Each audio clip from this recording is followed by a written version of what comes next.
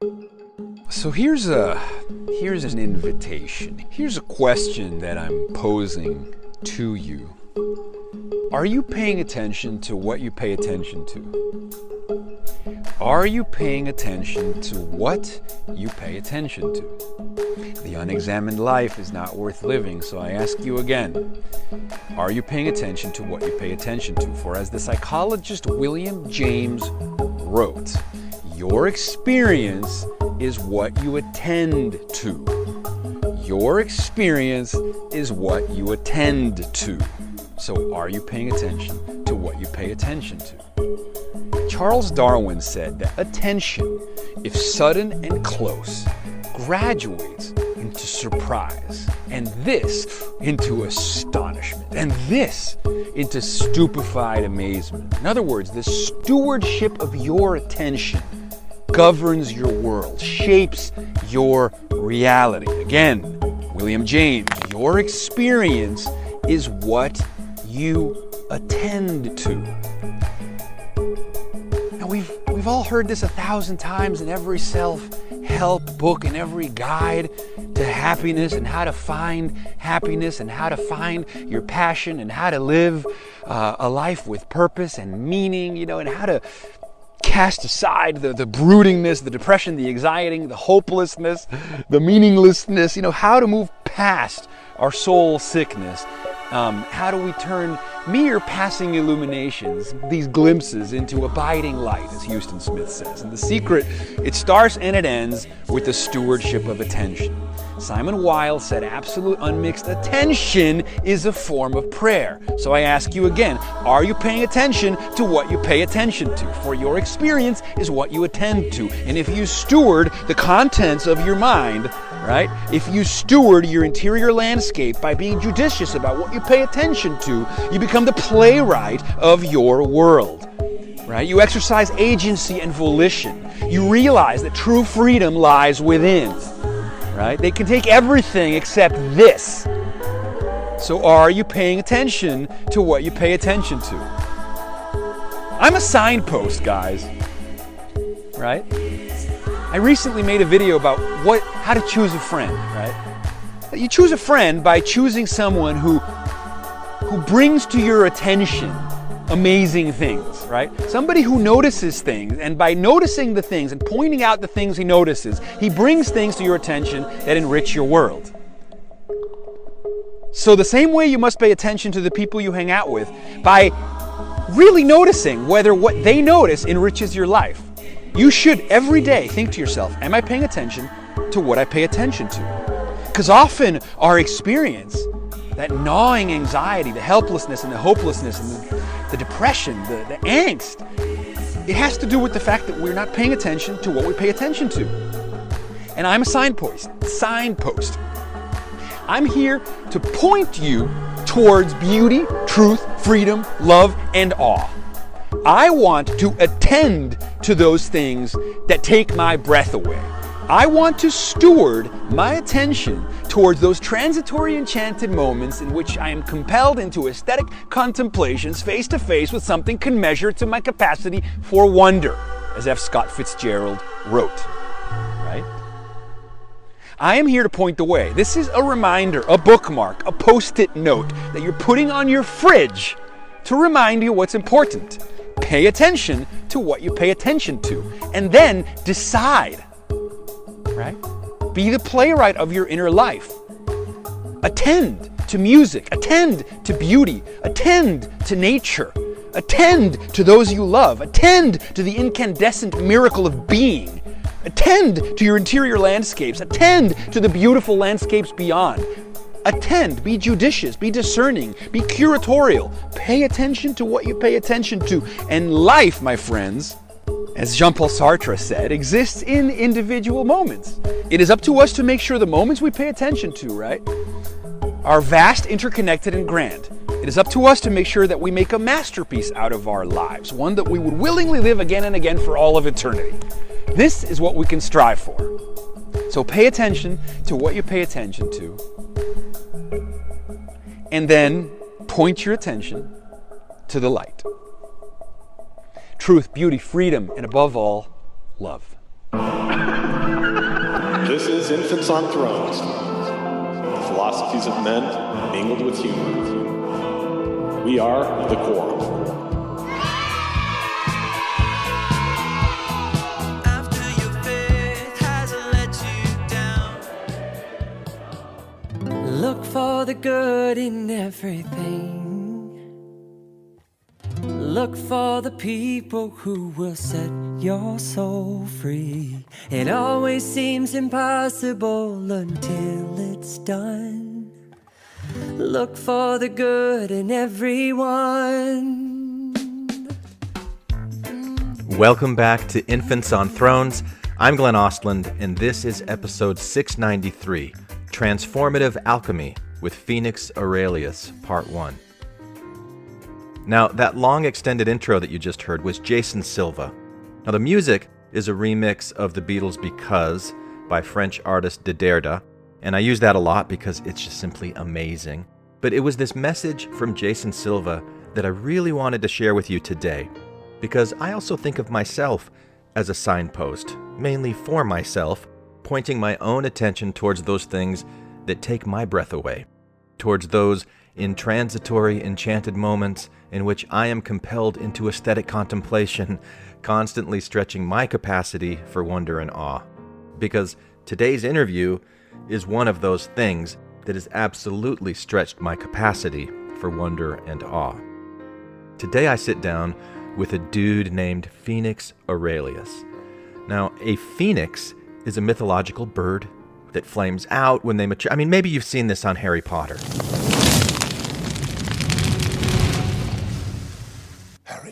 Professor, your bird, he just caught fire. Oh, and about time too. Folks, is a phoenix, Harry. They burst into flame when it is time for them to die, and then they are reborn from the ashes. Ah, fascinating creatures, phoenixes. They can carry immensely heavy loads through their tears of healing powers. It's an interesting metaphor. Now, what would make a creature be able to carry really heavy burdens? What would make your tears of compassion healing for yourself and for others? Now, this is essentially what Phoenix and I are going to be talking about today in part 1 of this 2-part conversation, because Phoenix works with living things. He burns them to ash, he transforms them into essential oils, and tinctures and spagyrics to create healing and enhancing elixirs. And this process of transformation has lessons not only for material transformations, but for spiritual or emotional or psychological transformations as well. And Phoenix is possibly the most articulate, intelligent, thoughtful person that I've ever talked to, so you are in for a real treat today, and it's going to start in just a minute. But first, let me encourage those of you who have considered supporting this podcast on Patreon in the past but just haven't gotten around to doing it yet. Let me encourage you to get around to doing it, especially if any of you are interested in hearing my experience sitting with a shaman in multiple ayahuasca ceremonies, because I'm recording a series about those experiences that are being released as Patreon-only sharing time episodes. There's 4 of them up there at this point. There are going to be more. So if you're willing to contribute the cost of a cup of coffee per month to support my efforts with this podcast, please find this episode on infantsonthrones.com and click on the link to join Patreon. I would really appreciate it, and will continue to be a signpost pointing the way to things that uplift and inspire me, like a phoenix rising from the ashes of a Mormon faith crisis. And now I give you part 1 of Transformative Alchemy with Phoenix Aurelius.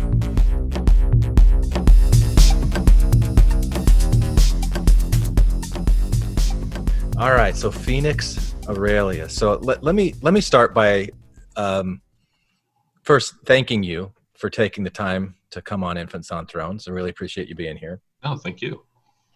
And I was pointed in your direction maybe 2 or 3 weeks ago by a common friend that we have, and he sent me 3 podcasts. I listened to 1.5 of them. I didn't listen to all of them, but immediately I just was entranced. Not only do you have a fantastic voice for this sort of thing, Oh, thank you. but just your wealth of knowledge. I don't know. I'm going to fawn over you a little bit, which I think will make both of us feel a little bit uncomfortable. Yeah. Oh boy. So probably I'll stop. But let me just ask you to introduce yourself a little bit to the listeners of Infants on Thrones. Who are you? You're an alchemist. What does that mean? And what do you do? Okay, perfect. Well, yeah, thank you. My name is Phoenix Aurelius, and I run the Phoenix Aurelius Research Academy. And I guess my technical descriptions of what I do, as consolidated as possible, would be I'm a researcher, I'm an educator, and I'm an alchemist. The research portion of my work, I basically dig historical cures and remedies and medical philosophies out of the past, typically things that are somewhat dead. So I have to go into the realm of, archaeology and sociology and, anthropology, and really try and get an idea of what the cultural context of these practices were, and so on and so forth. And then I test them scientifically in modern laboratory settings or in a clinical setting using my research clients. And so our research organization is not a 501c3. It's just an organization that deals with being able to test these things. And the way that we can do that, because there's no pharmaceutical companies giving grants for any sort of work like I'm doing. So basically the way that I do it is that people self-fund their own work. They say, hey, yeah, I'm a volunteer. And then we say, well, cool, do you want to fund your own work? And the answer is, yeah, you have to continue. Yeah. And so that's the way that we're able to provide all of this information and bring things back to life and find alternative cures and herbal cures and all these other things, utilizing a modern sociological structure. So everything on my website that's available for sale, all of the IDF work and wellness consultations and all of it, everything that's available on the site, all really helps to fund the research. So tell me a little bit about how you got into alchemy. And it was a library in Utah that you walked into, right? Yeah, well, so I got into alchemy like very haphazardly. I was in computer lab in high school, happened to find an old JPEG image of like an 8.5 by an 11 sheet that said how to make a spagyric tincture. And I printed this off and I was following the instructions on that flowchart for a couple of years. And then finally I met with one of my friends who was much older than me. And she said that, hey, listen, what you're doing there is beyond herbalism. It's actually alchemy. And there was, or maybe even is, she told me, a school that was in Salt Lake City that you might want to go ahead and check out. And lo and behold, yes, it was in Salt Lake City, but it closed 2 years before I was born. And so I ended up trying to find all of the students that were still kicking around and doing things. This was probably about 2005 that happened. And in 2007, Dennis William Halk and the International Alchemy Guild threw the first International Alchemy Conference. And so I was able to meet a lot of people, and they had a reunion actually of the students of Frater Albertus. And so pretty much all of them that were still alive and kicking and able to travel and stuff were there. And then I ended up inheriting a library from Frater Albertus's office manager, the guy who taught here in Salt Lake City. So I was able to, through fate and fortune and just like persistence, dedication, following that trail, able to really acquire some really rare and unique resources. So could you describe, like in talking about what alchemy is, what are some of the popular misconceptions that people have when they find out that you're an alchemist or that you're involved in alchemy? Sure. And then what is it really? Yeah, that's a really great question. So most people in the modern age actually have a great respect for alchemy, but when you say you're an alchemist, they typically tend to think that you're on some new age fringe, like herbal tonic drink maker, or they will sometimes think that you have like a psychological proclivity towards, doing Carl Jung style analysis and things like that from psychological angle. Other people are like, it's lead into gold, or it's proto-chemistry, like you're wasting your time. They don't even really know enough about it to say one thing or the other. So those are usually the things that I get. it depends on how conservative or like really closed down the state or the area that I'm in is, though, too, because in the South, a lot of people, they hear the term alchemist and it just automatically equates to devil worship or, whatever. It goes like, this drastic turn. But yeah, so what is alchemy really? Alchemy, as I practice it, and as we can define it for the purpose of this conversation, is an authentic Western tradition of working with plants, minerals, animal materials, metals, etc., and providing either an exaltation of those things, like changing their nature drastically to a point where all of the dross has been removed or all of the excess has been removed, or else performing a transmutation on things, which is to say to change its nature so drastically that it's completely altered its nature. It's no longer even recognizable as the same starting material. And, really when we talk about alchemy, especially in the West, there's no one particular tradition that's ever been followed. There are dozens and dozens of authors throughout every different time period that we have to look at. We can go to the Egyptian alchemists, and then after the Egyptian alchemists, then we see that the Arabs kind of took it over. And before that, there was even a Greek tradition, an ancient Greek tradition of alchemy before Egyptians got a hold of it. And then, it makes its way from the Arab era into Spain and into France and eventually to England and almost the whole of Western Europe, and became really popular during the Renaissance. And those techniques are not lost. In fact, they were preserved by the Rosicrucian tradition. We do have Rosicrucians here in the United States as well. And this is primarily where the laboratory traditions, plural, got kind of preserved. And chiefest among those were the philosophies of Paracelsus. And it's Paracelsus's work that I particularly abide by and follow and study with great vigor, because he was also an amazing healer and doctor. And so were the Rosicrucians a secret society, kind of like a Masonic order? Sure. I don't know much. I've heard the name. I don't really know much what Rosicrucians were or are. Okay. Yeah. So Rosicrucian order was more or less a hermetic order that was created, the dates are actually highly contestable from actual archaeological evidence or historical timeline, but they're said to be really prominent in the 16th century, so sometime in the 1500s. And they basically are like a mystical sect of Christianity. So they incorporate the Kabbalah, they incorporate, what is called magia naturalis or natural magic. They incorporate a lot of different things into their practices, but they're not necessarily like a secret order. They're even more exposed, historically speaking, than Freemasonry. So, but they've always been around, and they're at least these days, and I don't know how long this has been true. I know that it was true in the early part of the 1900s, though, is that it isn't just a fraternity or a sorority. Both men and women are allowed to join and move through the ranks. Yeah.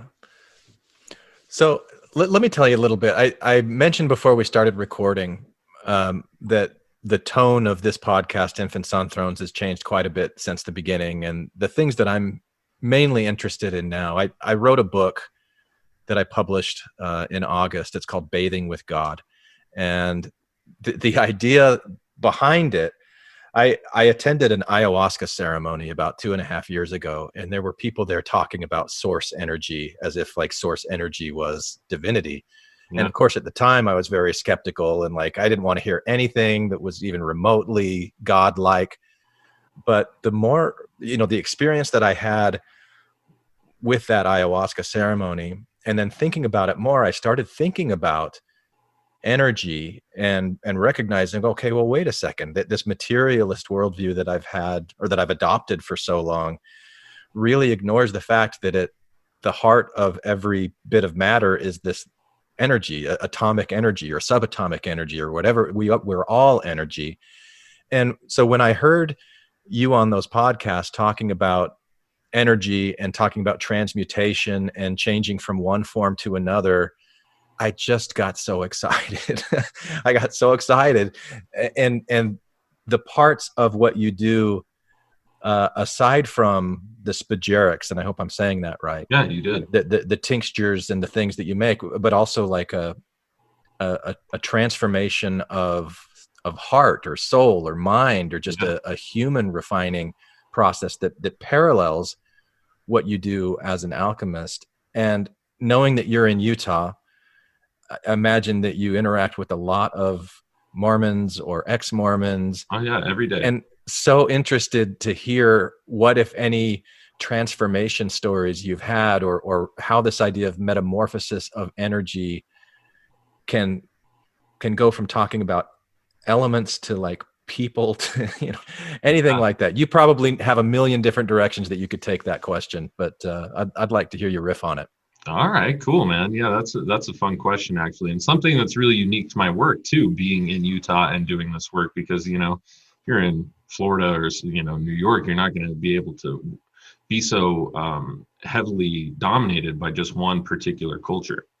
So yeah, at any rate, in about 2010 through 2013, maybe a little bit longer, I used to teach regular workshops several times a night, several times a week in Salt Lake City, Utah.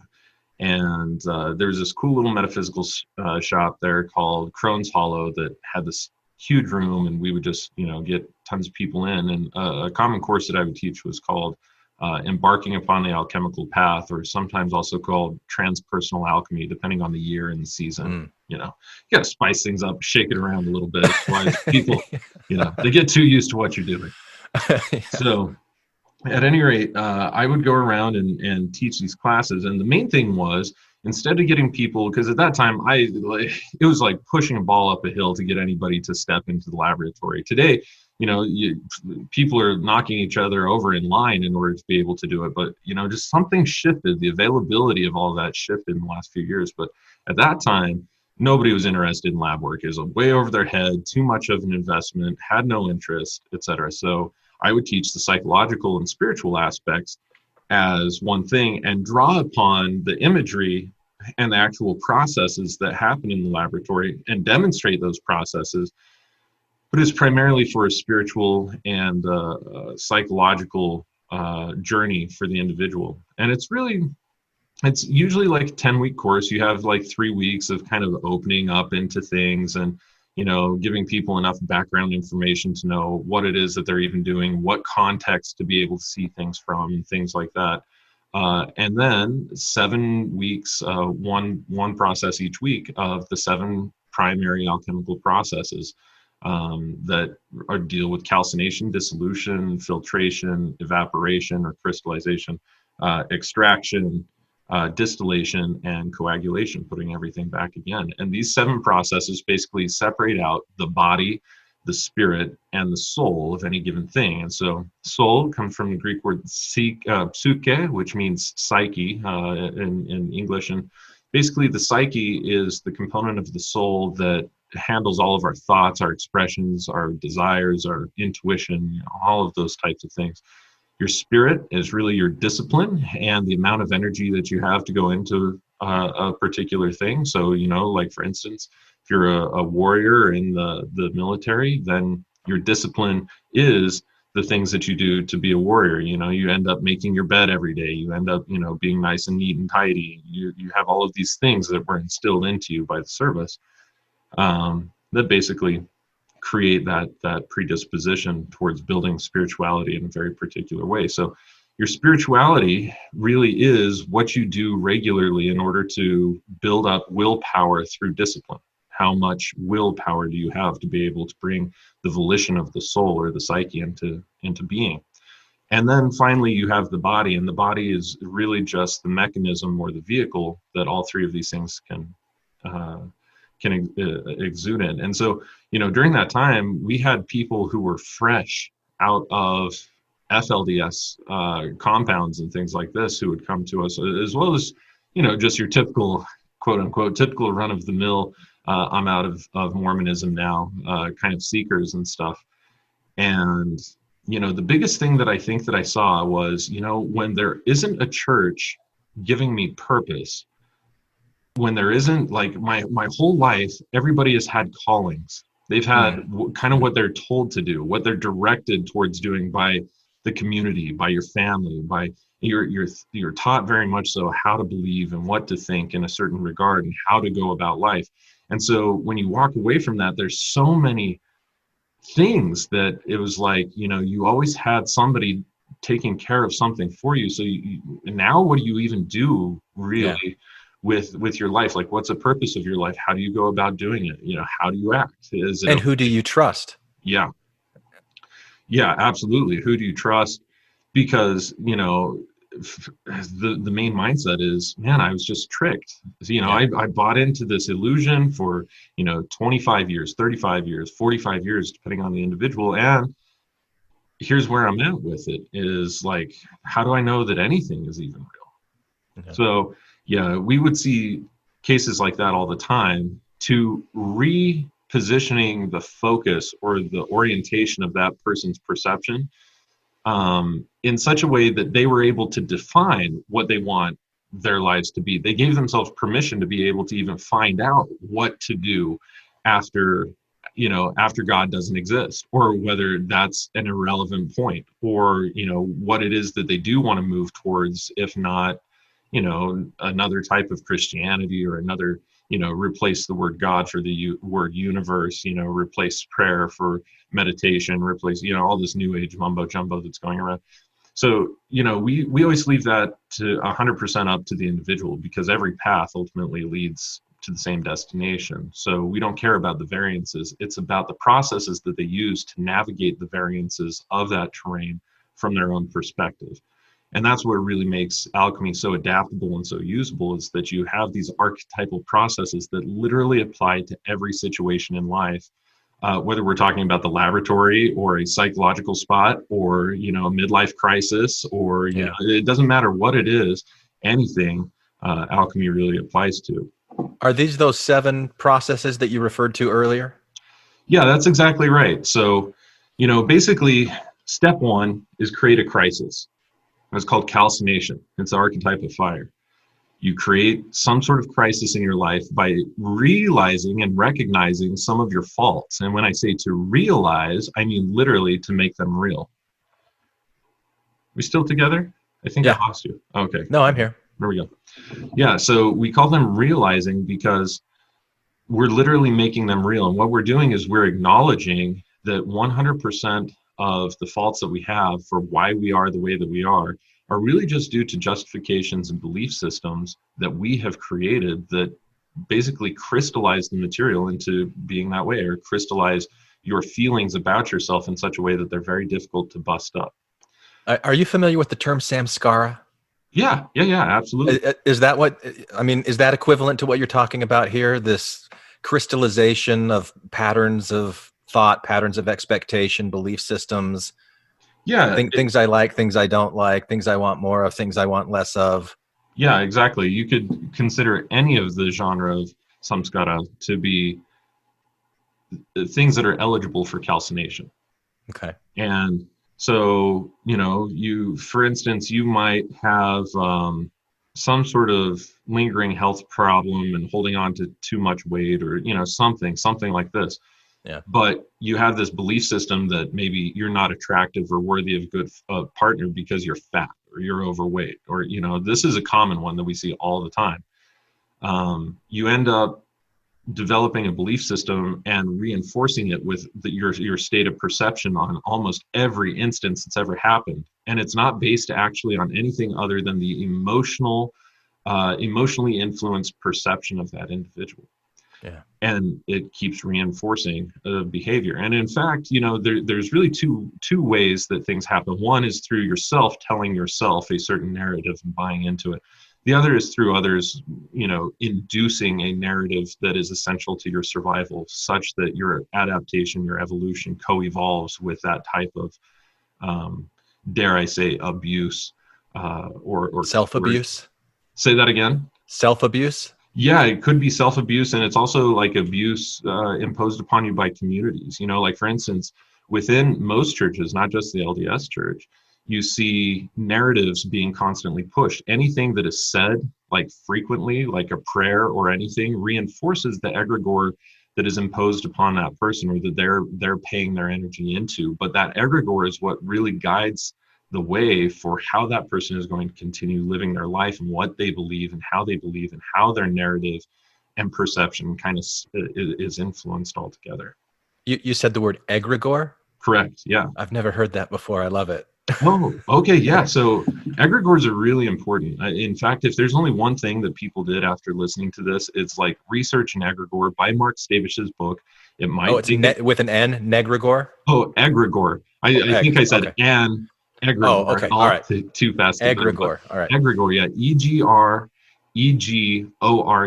Egregore. And basically what that is it's a thought form, typically that involves a lot of belief, which is to say thoughts and emotions coupled together, creating a crystallized belief system. And when more than one person believes that same thing, now an egregore has created. And an egregore exists in the astral plane. So it's basically just, if you wanted to talk about this in modern psychic terms, we would call this a construct, a mental construct, that realistically just has its own potential to develop its own energy and personality and spiritualism and all these other things. So like, for instance, Glenn, have you ever been part of a group that when the certain members of the group have left the group, how the entire nature of the organization itself changed? So like directing members or something who are really big in something suddenly fall out, and then like everything shifts about the nature of it. So egregores are the very same way. They draw energy from the people who are involved in them, and they really draw their energy from the emotional kind of vindication that people have, or vindication that people have, and that's how these things are created and sustained. And so if people don't believe in anything that is, also believable by somebody else, if they're constantly walking their own path and just finding their own truths and things like that, then you don't typically tend to find these types of constructs there. But every time that you see a logo, anytime that you hear any sort of advertising, anytime that you think of somebody and you know that other people think of that person in the same way, you're tapping into an egregore. You're in the astral plane, basically just accessing the file that actually corresponds to the physical being that you're trying to identify. Well, I'm going to ask you about astral planes later, but I want to get through these 7 steps. And so the first one was calcification, and if I recall right, or calcination, and that's when there's a crisis that's created or a crisis that's realized, and the equivalent of that in the alchemy is what? That's where we're taking an herbal material, we're burning it down with fire. All right. And we're getting it to as light of an ash as possible. So, after an herb's been extracted or essential oil distilled, most people think that it's dead, but realistically, we burn it away and we access its ash. And from its ash, there's an essential nutrient that can actually be revivified, that can be recrystallized. And the way that the old dudes used to think about this was very biblical. They would say that the whole process of calcining the salts is like Jesus dying and descending into hell for 3 days, being, baptized again, coming back into the flesh, and then, ultimately being completely assumed back into heaven, but, resurrecting on that 3rd day, completely corporeal, but perfected in such a way that he could no longer be hurt or so on, or whatever, the whole Christian story about this. Sure. They would say that this is exactly the archetypal process that we're looking for when we're working with our salts. And so we're basically starting the process of burning away all of the material that is not absolutely essential to the medicine, or that cannot regrow. Because if I take a dead plant, I stick it in the ground, can never grow another plant just like it. But if I take the minerals that were stored in the ash from that plant, I can regrow the minerals into a perfect crystalline matrix that would have been the basis of how the plant grew in the first place. And so this is where that process starts. That's fascinating. Okay, what's the second step? Yeah, second process is called dissolution. It's where you take the ashes and you dissolve them inside of water, and basically just bring the water to a boil so that the essential minerals that are locked up inside of the ash can actually be separated from the ash themselves, and that would lead us to our next step. But this process psychologically really deals with releasing the repressed emotion that is in the way. So like, for instance, in the first step, you get rid of all of your justifications, belief systems, and that leaves you really raw. Okay, that leaves you in a space where you're not actually okay. You have feelings just like people do when they walk out of the Mormon church, like, I was betrayed, I was lied to, I was, in many cases, it doesn't even start off like that. It's usually more like, they just didn't have the same values that I had, or I don't feel like they're living the principles of Christ or the apostles, and so on and so forth. And so there's all of these emotions, regardless of where you're at and what the narrative is, that gets brought up, and you don't know how to process those emotions typically. And so it just becomes repressed emotion. But once you're burned down and you have no more justifications, there's no more belief systems, the floodgates really just open. And this is where a person really has to handle all of those emotions and leach them from their body. And in fact, it's sometimes said that our emotional energy is like water inside of the body. And when the water is actually brought to a boil through frustration, excitement, especially in feeling raw or vulnerable and so on and so forth, then what ends up happening is that it actually dissolves the ash of all of the memories that you have chosen no longer to abide by or live by. And when you cry, that's why your tears are salty. It's actually extracting out the minerals in this very same way that we see it in the laboratory, where you have a salty solution with ash at the bottom of the little container when you're done with the dissolution process. So dissolution is the second process. Second process, and it's taking the ashes, dissolving the ashes into water. So then the third process is very simple. It's just filtration. It uses the archetype of wind, and basically, you've seen that wind creates a very separational force. Anybody who lived through the hurricane-style winds this year that came through Utah would definitely know that. Or anybody who's ever seen ripe fruit on a windy day just fall off the tree. It separated the fruit from the tree very well. Or a pile of ashes, as the wind comes through it and blows and disperses the ashes everywhere. So this is really an archetype of filtration or separation. And in this case, what we're separating or filtering out is the ash material, which is typically black or gray, or as light pale white as you can get them for ashes, from that mineral-rich solution of dissolution. And we would call that our solute. And once the solute has been filtered, we now call that a filtrate. And so this is basically just in filtration, separating a filtrate from the ashes, or what doesn't actually dissolve. So psychologically, what this deals with, though, is creating a separation of the lifestyle habits, friends, environment, etc., that have led you to the place that you're at that you don't particularly enjoy and would like to break free from, and just released all of this repressed emotion about. This is where most people get caught up, because they will make very drastic changes in their life instead of something that is a little bit more practical. But if they go towards something that's a little bit more practical in their life, like changing the 5 main people they hang out with to be people that are moving in a direction that they also like, because the psyche works that way. The 5 people that you hang out with have the largest psychological influence upon your character. That works through well, not even necessarily completely, but at least partially, it works through mirror neurons. So that being said, changing your environment, not putting yourself into the places or the situations that you were in, 3 months ago. Like if you're still if we're talking about somebody breaking out of church and out of that thing, you can't keep going to the family dinner where every single person in there is LDS except for you, because at some point it's going to create contention.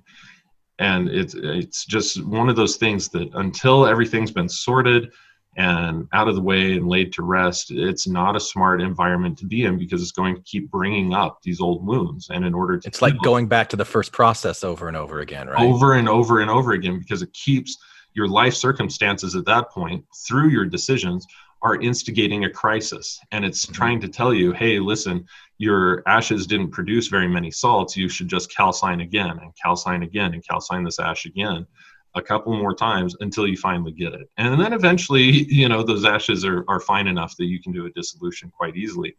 But yeah, for some people, it definitely does, it just cycles them back through that process. So you have to really put yourself in situations and surround yourself with people and do things that are moving you towards goals that you actually want to realize in your life, which is to say that maybe you don't even want to be completely free of the church per se. You just want to be completely free. You just want to understand who you are and have the freedom and the volition to do you. Yeah. So if that you is choosing to walk line and step with what the church is saying, you're free to do that. Yes. Yeah. Exactly. Yeah, absolutely. I mean, like I said, there is no pathway, as bizarre as it may seem from everybody's individual perspective, there's actually no pathway that ultimately doesn't lead to the same destination. And so being able to give people the freedom to do exactly what they want to do, just so long as they're not harming anybody else in their doing it. And when I say harming, I mean harming against somebody's will. If it is somebody's will to be part of a situation that from your perspective appears to be harmful, that's not your decision to call that harmful. It has to be harmful from all perspectives, meaning that the person inside of the experience doesn't want it. Yeah. So, with that being said, though, after you filter, you have this filtrate and you just evaporate that, which leads us to our next stage of crystallization. If you evaporate slowly enough or under the right conditions, then you're actually able to grow crystals of all of that mineral that's been dissolved in the water. And in the vegetable kingdom, this is primarily potassium carbonate. And so you see potassium carbonate forming in all these different ways. So that's the way that this process of crystallization happens in the laboratory. But the way that it looks in the tangible realm or the psychological realm is that you set your sight on goals and actually work to achieve them and build your discipline so much that there you go. Now you've accomplished what you set out to accomplish, but this will still inevitably leave you feeling unfulfilled in life. And the reason is that no matter how much you know, how much you achieve, how much you experience today, tomorrow a deeper embrace can always be had. And if you're alive, you're going to do that. That's the very nature of evolution. So when you started off, you could say, oh man, if only I was free. Well, eventually over time, by surrounding yourself with the right people and the right circumstances, the right situations, you will find that you have developed either new belief systems or eliminated as many belief systems as possible and allow them just allow your experiences to be open to perceptions, and have ideas and thoughts, but not necessarily beliefs. But that's still going to be like, okay, now I'm free. The question is to do what? So I think the step we're on is crystallization. That's 4 or 5? That's 4. 4? It's 4. And when I'm thinking about what you talked about, how these minerals, they start to crystallize, like I'm picturing it like they're growing. It's almost like an organic reproduction. How does that happen? What is that process of crystallization? Because a crystal is just like a repeated pattern over and over and over again, right? Yeah. You're showing me that crystallization there. Yeah. So what am I looking at? Those are actual vegetable salts that have crystallized just by being evaporated slowly. And so I'm not sure if the light in here is actually appropriate, but there's all sorts of glistening facets to these, just like any other crystal. And this is at a pretty rude phase. I can actually get this infinitely cleaner, but that's basically what you're looking at is a crystallized mineral form. And what I mean by crystallized is that it has taken a formation that has precipitated some of the material that was formerly dissolved inside of the solution, and it's actually started to accumulate and accumulate and accumulate and grow as a living thing. So those crystals, they're minerals that were extracted from the ash of vegetables, and now they're growing in a crystalline structure. If you and that's a dehydrator that you have them in? Yep. So if you left them in there indefinitely, would they just continue to grow, and it would be like the chicken heart that grows and eats New York? No, actually, there's only a certain finite amount of minerals that were dissolved inside of that water. So the amount of minerals that you get is really how many minerals were extracted by the water during our second phase of dissolution. And so when you evaporate it, only the amount of minerals that were dissolved can actually show back up. And so it won't just continue growing. So it's not like reproduction like bunny rabbits. It just keeps growing and growing and reproducing. Right. Yeah. It doesn't do that because the laws of fertility would actually dictate that there needs to be some sort of insemination, whether that's asexual reproduction or sexual reproduction. And it doesn't do that. But if we were to take a tiny little seed crystal from this batch and create another supersaturated solution, as that supersaturated solution was starting to cool, we throw that seed crystal in. Now it will make crystals in the image of how that seed crystal was forming. And so the mineral kingdom does have procreation, definitely. We can see it in the laboratory. It just abides by a different way of thinking about it in a certain regard, but it's not that much different than insemination for humans, where you take a seed and put it inside of fertile ovum, But in the mineral kingdom, supersaturated solution is the ovum. So did I hear you right that you said that those crystals were living? Yes, you did. Yeah. So they actually grow to a certain point, and then just like most other individuals, eventually they begin to oxidize. Okay. So whether we're talking about animal life, human life, or anything, we ultimately deteriorate largely because of the oxygen in our environment that causes oxidization, like oxidization of cells in the animal, vegetable, and human realms, of course. So these minerals will also oxidize. When they oxidize, they no longer are forming a living crystal, they're actually dying out. And when they've completely died out, they're brittle and they can be ground to a really fine powder. Boy, I don't know if I want to go down this rabbit hole much further, but I'm so interested in crystals as living things in this. Like, do they breathe? Do they excrete? Do they move? Do they have any of those characteristics that are typically associated with life? This is where modern science actually differs from alchemy. Alchemy doesn't define what is living per se by a set of really goofy rules that somebody came up with in a scientific laboratory, just thinking like, oh, what is it to be alive? These are... Then it becomes one of those, what was that word again? Egregore. Yeah. So it becomes like this really massive egregore, this worldview that everybody shares, that this is what life is, and anything outside of this arbitrary definition is not. Yeah, exactly. Well, and it actually prevents science from being as effective as it can be, because science really is just a method of observation that is very like, if I do this and if I do this and I think it through and I do it like this, then will this happen?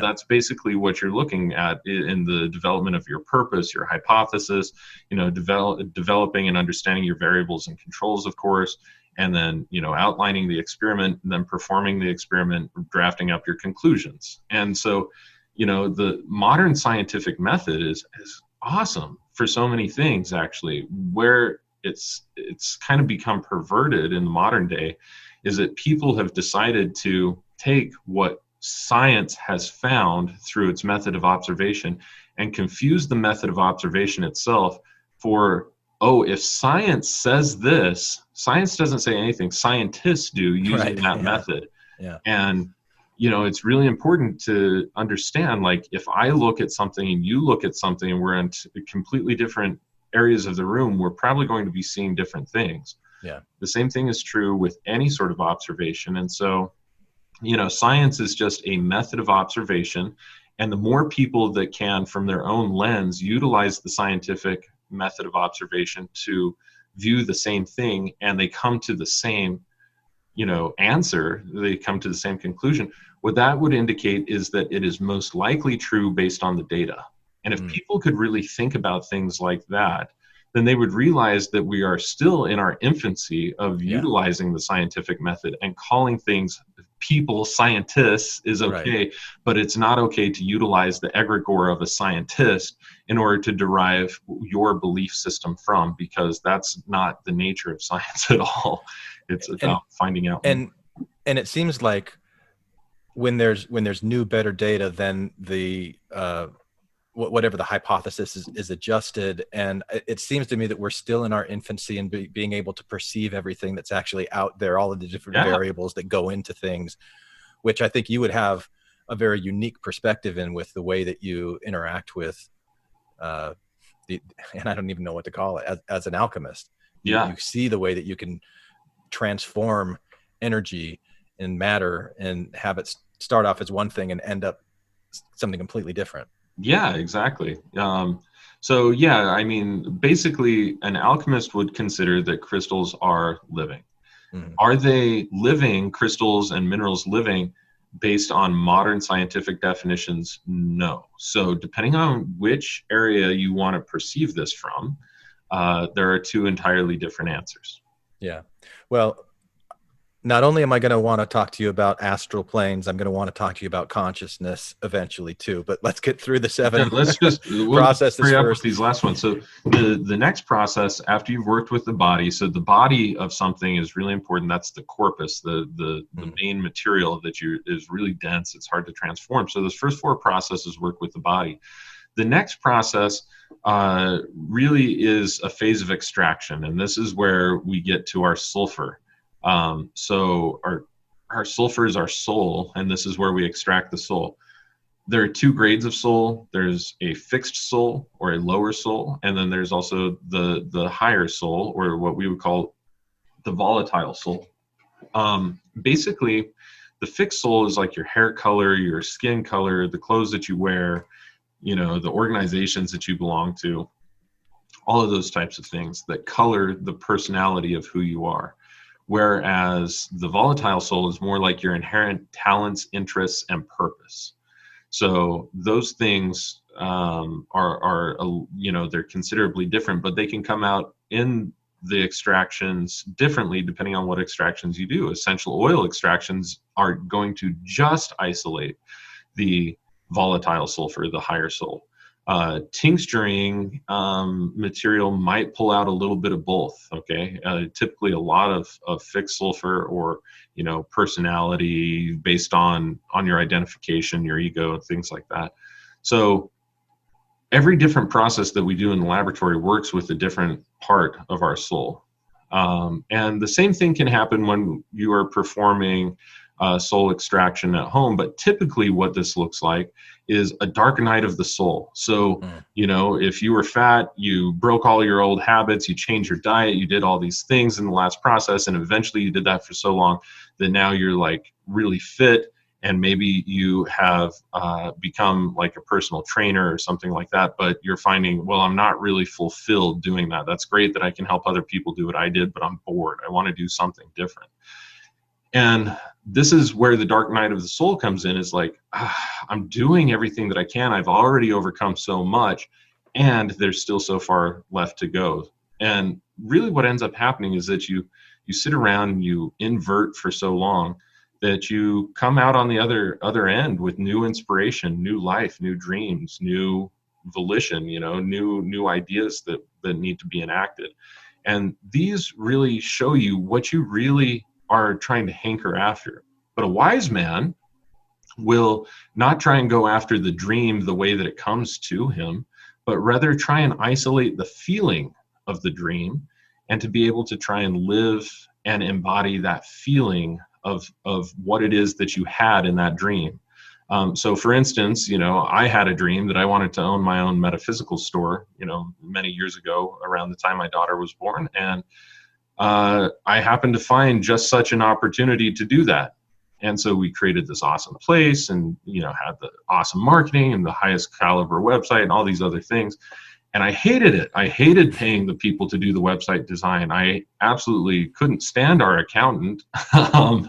There are so many aspects of that job that were wonderful. But what I really wanted was, I wanted to feel like I had the availability to reach out to people and to be able to sell spagyrics and an outlet to teach things, and all these things that I'm doing now, but I don't have a metaphysical store, nor do I need one in order to do what I'm doing. And so, if I really would have gone after the feelings and how to embody those feelings, it would have saved me a lot of time and heartache. But again, nothing changes without some sort of catalyst or transformation. And even in pulling essential oils or fermenting a substance, it goes through some very unsavory processes from the perspective of the plant. With fermentation, you're being eaten away by microbes, and with essential oil distillation, you're literally having steam pass through you until your essence passes out of your body. So it's not a very fun experience, but you come out the other end of it with these really great elaborations on what will fit your talents and your interests best. It almost sounds similar to that first process where there's a crisis that has been created, and this is the fifth one that you've arrived, you've gotten where you thought you wanted to be, but then you get bored of it, and there's still more to go, and it's almost like a mini crisis. Is that right? Yeah, absolutely. It's a crisis. It's a crisis of what am I doing with my life, basically, Yeah. and what do I want to do with my life. And so in your case with your store, you had this dream to have the metaphysics store, and it was this feeling of joy, or like the Joseph Campbell follow your bliss, or however you want to talk about this feeling. And there were things about it that you loved, interacting with people, teaching, but there were other things about it that you hated, the dealing with the people, the accountant. Yeah. And so following your bliss, that moved you through the store to where you are now, all part of that process, all part of following this feeling. Yeah. And the reason I kind of want to highlight this here is because I know a lot of people that have come out of the Mormon church really have a very negative view towards feelings. Yeah. Because feeling was the way of confirming truth. You feel the Holy Ghost, it'll confirm the truth of all things to you. So then they're like, well, I'm not going to trust my feelings at all anymore, ever again. But here you are saying your feelings will guide you. Try, follow that bliss, recognize the things that aren't working for you, the things that are, and go in that direction. Is that right? Absolutely. But here's the clarification. Okay. Yeah.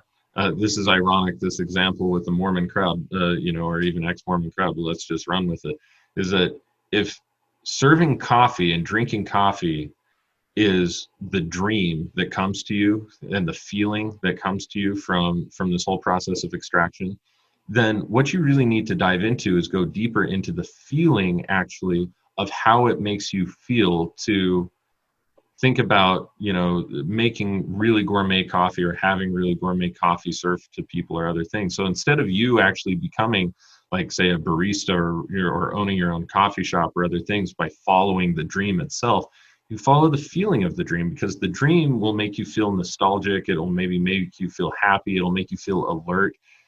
See, the brain operates, the subconscious operates to our conscious mind utilizing symbols. And so coffee is the symbol. What you need to do is consciously decipher what that coffee makes you feel. And when you can get clear on that, then it's really time to move to the next level. And you could try to move to the next level sooner. I did. And, you fall on your ass literally every single time, because you're following the dream, and the dream has so much excess superfluous stuff attached to it. It actually hinders you from achieving what it is that you've set out to achieve, because the whole goal of life, the whole concept of fulfillment upon death, is based upon the principle that you feel fulfilled in the way that you have gone about your life. It has nothing at all to do with what you actually did or said, or it's how you feel about it. Mm-hmm. And so you have to have something to measure that by, some code to measure your life by, in the perspective of your own feeling. And this is where, everybody will actually find the happiness that they want and find their, quote unquote nirvana so much faster if they simply get to the concept of what I'm doing in life matches how I want to feel about what I've done. And that brings about instant satisfaction, gratification to the psyche every time. Beautiful. All right. What is the next process? Does it involve some more burning, getting rid of that Well, kind of. excess and dross. Yeah, the next process would be fermentation and distillation, where you're making spirit. And this is basically a discipline, because first you have to ferment the material, and you have to cultivate the discipline of patience in order for the ferment to even be finished. If you try and shake it all around and open it up and look into it, you're going to ferment vinegar instead of alcohol. And so in the process of fermentation, you have to be patient right up front. But then you develop even a greater sense of patience and persistence through the distillation process, because eventually you take that ferment and you distill it. And the first time you distill it, you distill over maybe 80% ethanol. Okay. And that's if you're doing really good. Might be even less than that. The second time you distill it, goes up again, probably closer to 90% ethanol. Third time that you do it, 95% ethanol, so on and so forth. But as alchemists, we always distill things 7 times. And that's because we want it to what's called a philosophical purity. The 7 planets, 7 chakras, 7, there's lots of different correlations that people 7 find. Horcruxes of Voldemort. Yes, exactly. Let's not forget that, because the old alchemists were definitely like astral projecting into the 2000s and being like, right. let's include the 7 Horcruxes. It'll be hot in 600 years. So, so with that being said, there are all of these correlations actually that everything that we do has a planetary observance to it, or it mimics the cosmos in some way. Alchemy is the first form of biomimicry.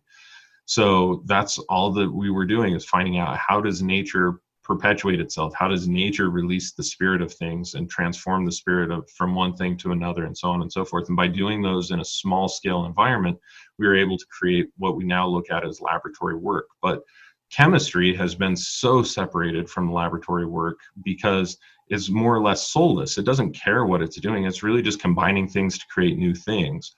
Whereas alchemy was intentionally separating out the soul, the spirit, and the body of a material, and then putting them back together in a way that it actually enhanced or exalted the nature of that thing, or put them back together in such a way that it actually transformed the nature of that thing into something that's no longer recognizable as the starting material. And so this process of distillation is really working with purifying the spirit, and the spirit is the discipline. So what you end up doing based on how you want to feel, and doing the things that make you feel the way that you mined from your last process, that's the trick. It's not about living the dream like your last process gave you this dream. It's about taking those feelings, and now, like, let's say that your feeling is, I want to feel fulfilled at the end of every day of work. I don't want to feel hollow or like I didn't make a difference. Great. Think about the things that you can do that are going to make you feel that way, and start doing that, every day. And at first, it's going to be really small stuff, okay? It's going to be like, well, I can get a little taste of it if I do this. It's great. It's just like a muscles discipline is that at first you have no discipline. You start really small. Like I tell people, set your alarm clock and don't lie to yourself, meaning that when the alarm goes off, don't hit snooze. Wake up with that alarm. Now you've started building your discipline and saying, I trust myself enough that I know that what I want and how to get there is going to be based on me telling myself something and following through with it, having that self-trust. And so start there, and then make your bed every day. And then, and these little lifestyle hacks like that build your discipline enough to the point where eventually you can actually start doing disciplines that manifest your will, which is to say, what are going to make you feel fulfilled in life, really, truly, and actually, no shortcuts. And that's the phase of distillation. And then the last one is coagulation. So at this point, we've done through the first 4 processes, we've extracted our body. Through the 5th process, we've extracted our soul, or our sulfur is what psyche. We call that. And it's exactly our psyche. We call that sulfur in alchemical cosmology. And then through the 6th process, our spirit. And now the time has come to add those all back together again to create the exaltation. So this is you with your physical body actually performing things daily through disciplines that manifest quite literally the volition of the soul or the psyche, and what's going to make you feel fulfilled. And so by the time we come out on the other end of all of this, people who go through the class, regardless of their walk of life, have a massively huge change. So much so that people will literally see them in the grocery store that they knew, just 3-4 months prior, and now they're suddenly unrecognizable. Not necessarily because they physically or physiologically changed appearance, but literally their aura, how they carry themselves, what their life is about. Everything is so different. It's like, oh wow, seems like a similar person at a glance, but totally different. When you get into the nuts and bolts. And I would imagine that this 7-step process doesn't happen just one time for a person, but could happen multiple times over and over again. That's the thing. It's just like this process. That's life. And the more series of evolutions that you walk yourself through, you become much more distinguished and much better, much finer, much more refined as a material, as a being. So, it's important to not look at this as a linear thing, but something that's constantly cycling, constantly feeding through your life and driving the evolution of you. See, but here's the great thing about alchemy is that once you recognize the process, you'll recognize that various aspects of you are stuck at one or more parts of this process in your entire life. So if you were to break down all the components of you and lay them out, in a list, is like some of them are stuck at dissolution, some of them are stuck at calcination, some of them are stuck at fermentation or extraction, some of them at distillation, some of them, you've got all the pieces, you just need to recombine it, kind of thing. So, there are thousands of different aspects of us. There's no end to the evolution that we're going to experience as an individual. Learning to embrace crisis as an opportunity for conscious evolution, once you know the process, is really what's so empowering about learning and understanding and incorporating alchemy into your life. I love that. Put down the weapons that you use against yourself. You don't need them anymore. Lay down the weapons that you use against the world. We don't need another war. Put down the weapons that you use against yourself.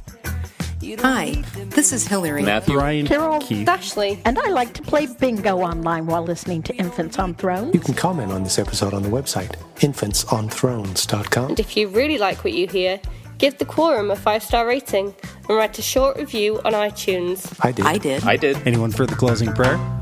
My worst crime is an inside job. Dark thoughts taking over like an inside mob. I tune into the scene between the eyes and take a breath. Thank you for listening to Infants on Thrones. I sit still and watch the thoughts float past me. Never mind the future, never mind what the past be. I like to jump and let the universe catch me. Free fall, watch the beauty blow past me. I keep my pockets light, destination in sight. Keep my actions elevated to compassionate heights. I'm walking past the fight, laying down on the night. Choosing love when I pick up this. Welcome to Bathing with God. Listener Mailbag. Hey, Quad. Hey, what? We have another listener question. Yes, I know. This one comes from Nick. Nick says, Hey, Glenn, I'm loving your Bathing with God podcast. I just thought of a question for Quad. Have you ever asked Quad about the Akashic records or astrology? How are they so precise and accurate? Thanks. So, Quad, tell me about the Akashic records and astrology. How are they so precise and accurate? Are they? I don't know. Nick seems to think so. Well, that's part of your answer right there. A pretty big one, too. What is?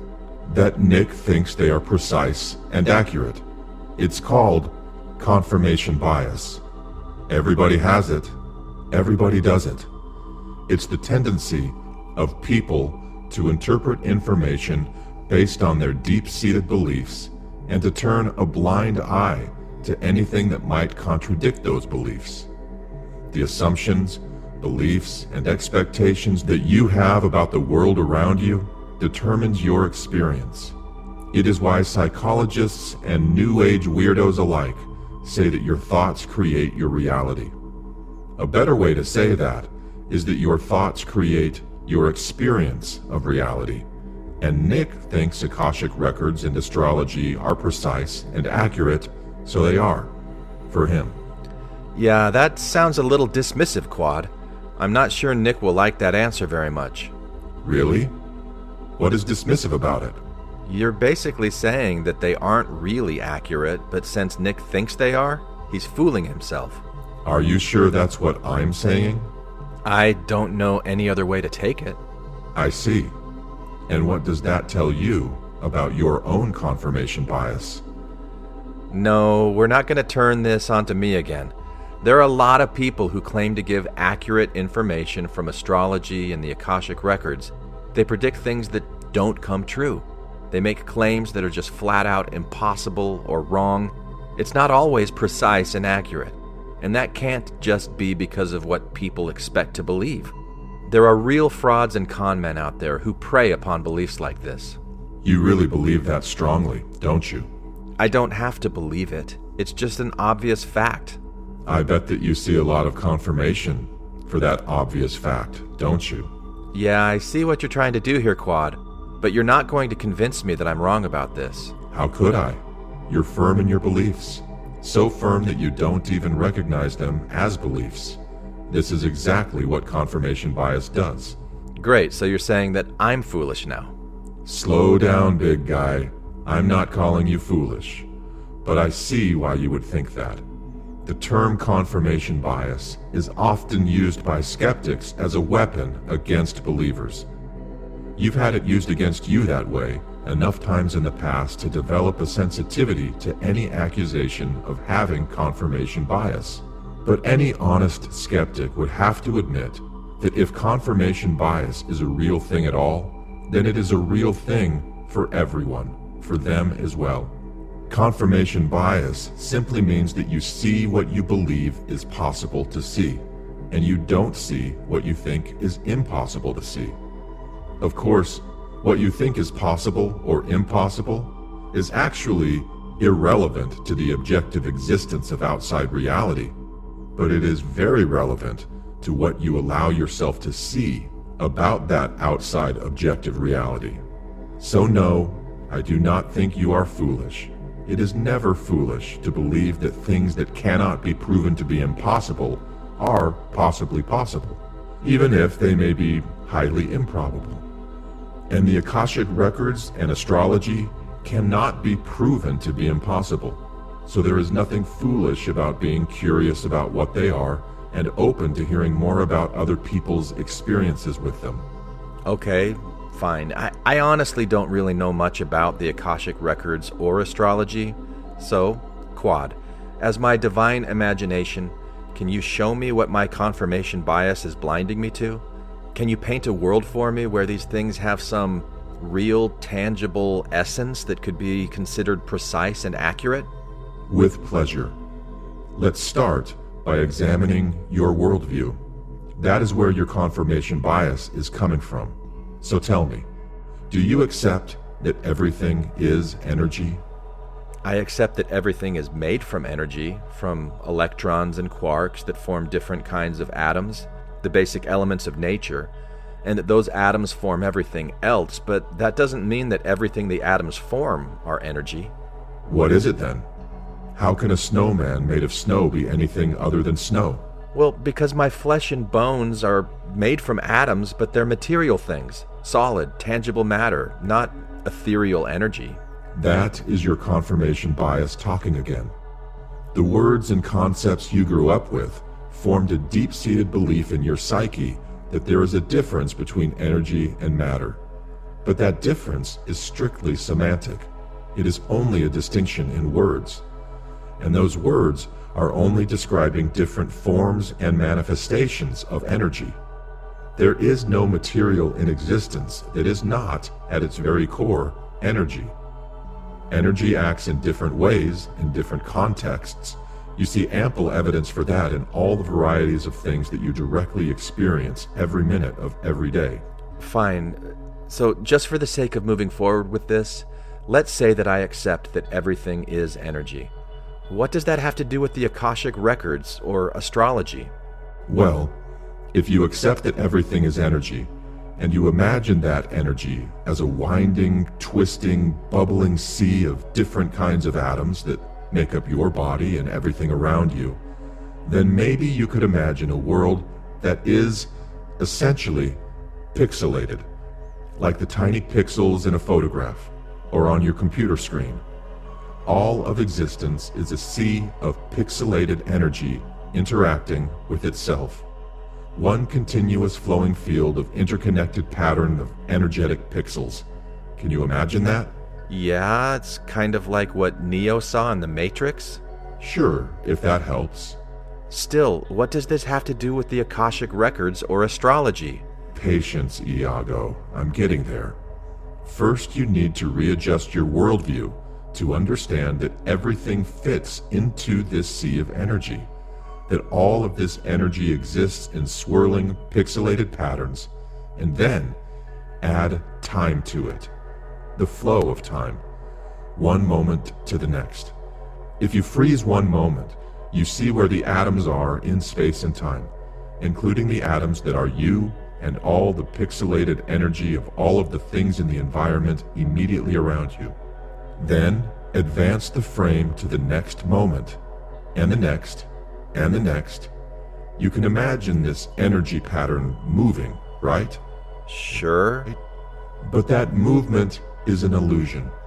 It is a result of how the energy that is doing you has evolved over millennia into eyes and ears and nervous systems that detect a minor sliver of all of this energy's oscillating frequencies within a certain range of conscious awareness through your sensory organs, but also evolved to be absolutely blind to everything else outside the frequencies you cannot naturally detect. Part of this means your sensory organs perceive time as a constant rate of forward motion, moment to moment. But as Einstein correctly intuited, all time exists all the time.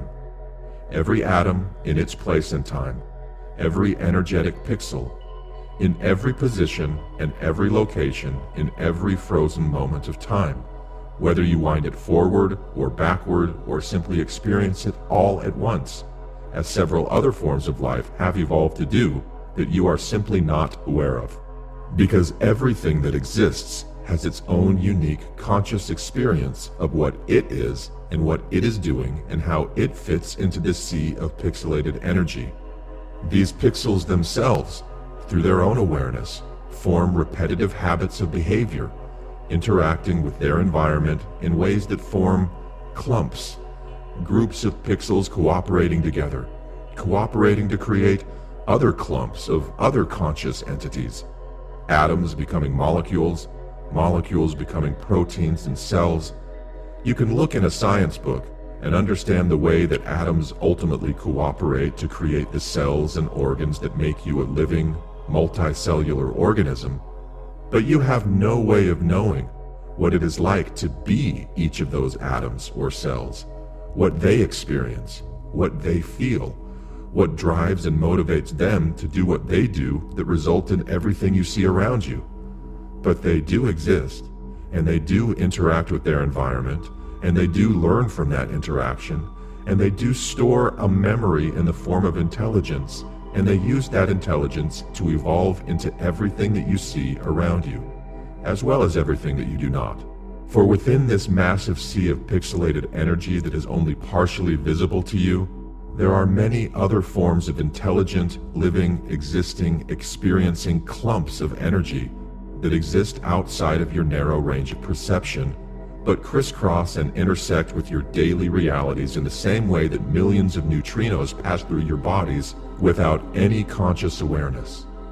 So now imagine every one of those pixels and the data and experience they experience being frozen in a single moment of space-time, existing as it has always existed, as it will always exist, all time existing all the time, which also includes infinitely expanding alternate realities.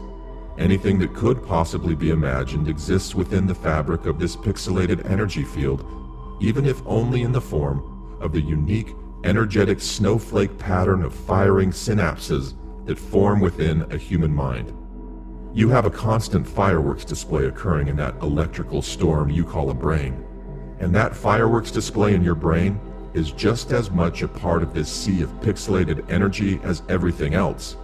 And it also always exists all the time. That is what the Akashic Record is. That is why anything that can be possibly imagined by the human mind can be considered to be real. It either exists as a real series of firework display synaptic firing thoughts in a human mind, which also includes larger patterns of synaptic firings when thoughts are shared by multiple human minds, or it exists as one of the infinite alternate realities which would logically be a part of an infinitely expanding multiverse where every potential iteration of the pixelated energies exist all at once. But for today, let's just chalk it all up to the power of human imagination to push the boundaries of imagination itself. Uh-huh.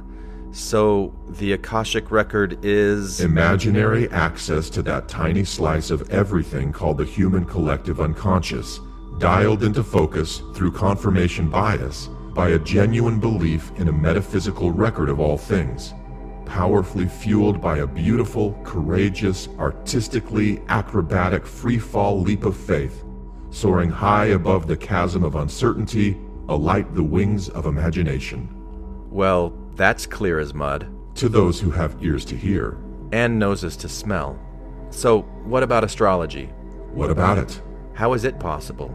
Or even accurate and precise? For the exact same reasons I just so eloquently stated above. If you do say so yourself. I do. But this might help with the astrology bit. Imagine that you have created a large quilt made completely out of threaded beads. You and 3 of your best friends hold this beaded quilt at all 4 corners. Imagine that each bead is an atom, or a molecule, or a cell, or a multicellular organism like humans, or a solar system, or a galaxy. Each bead is a clump of patterned energy. And when you and your friends shake the 4 corners and move rhythmically in patterns, twisting in all kinds of directions, like the regular natural cycle of wave-like patterns of energy as it cycles its twisted way through the universe, through space and time, like the ocean flows in predictable tidal rhythms due to its gravitational relationship to your moon. You and your friends' movements are doing this to your beaded quilt.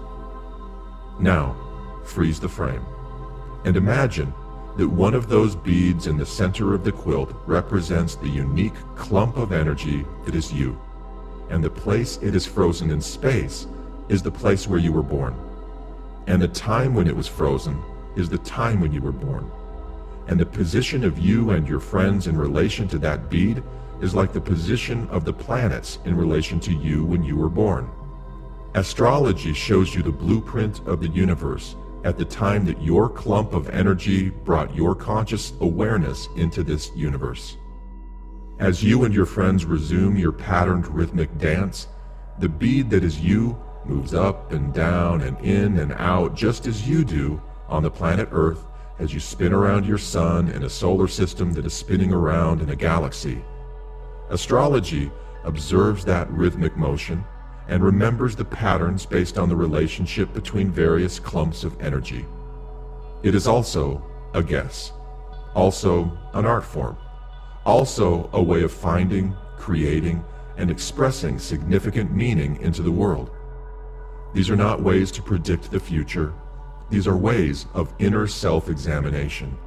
These are ways of waking up to the truth of who and what you really are. An energetic clump, an energetic bead in an energetic ocean, dancing, all bits and pieces of you existing all the time, forever. Dude, what have you been smoking? Nothing but pure imagination. Want some? Thank you for listening to Bathing with God. If you like what you just heard and would like to purchase a print or Kindle version of the complete book, search for it on Amazon.com or go to the website bathingwithgod.com. And if you really, really like what you just heard, share it with someone you love.